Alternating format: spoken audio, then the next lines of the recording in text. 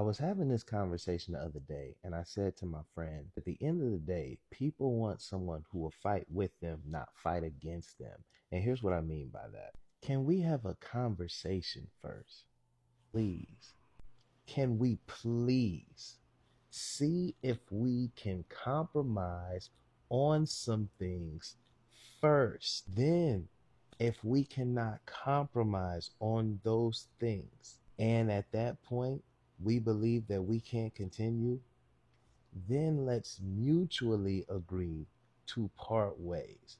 We don't have to be ignorant about it. But here's the problem. It's so much animosity on the front end of that conversation with someone that you know nothing about, which means you're bringing in that animosity from a previous partner or a previous situation or a previous dating experience. It's something that has nothing to do with them. Outside forces that you're allowing to come in and mess up something that hasn't even started yet. And you don't even know that. For example, if they're doing something that you're not a fan of, they don't know. Did you tell them? No. Can we have a conversation first? Can we compromise on some things? If that person's bothering you, they don't really bothering you. Just because the last three people that you were dating was bothering you doing that same thing and you didn't talk to them about it either. You got mad and left because you're scared of conversations. I think that most of the time it's easy to point the finger at somebody else. Like, oh, you were doing this and you were doing this and you were doing this. Well, you didn't even have the conversational skills or the confidence to speak to that person. However, you need to explain to that person to get y'all on the same page. And if they're not willing to compromise and you think that's a problem and that's a deal breaker, then you leave. Spazzing out on this person is insane to me. You must just like arguing. Because you could have just as easily, hey, can I talk to you for a minute? What they say on Love Island, hey, can I pull you for a chat? But they were bad with conversation. And you see that. You're those people. You are exactly those people that you talk about, man. It's insane the amount of conversations I have about the same stuff.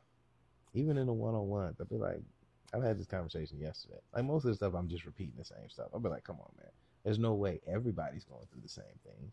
That means everybody has a communication issue, which means everybody's afraid to express themselves verbally in a professional way, right? Everybody can express themselves verbally in a mean way. You ain't got no problem calling this person out their name and dragging them. When it's time for you to actually sit down and have like a really solid conversation on how are we going to move forward, you can't do it. And then the easy thing is to get mad and blame them, which I guess that protects you and keeps you safe, but you're not going to grow from that. Especially as you get older, you find out how easier it is just to have a conversation. Stop running from it. Stop shying away from it. Put your big boy, put your big girl pants on. You see what I'm saying? Hey, can I talk to you for a minute? And if it's a deal breaker, if they don't want to compromise, then leave. You ain't got to drag them, though. You ain't got to drag her, though. It's cool.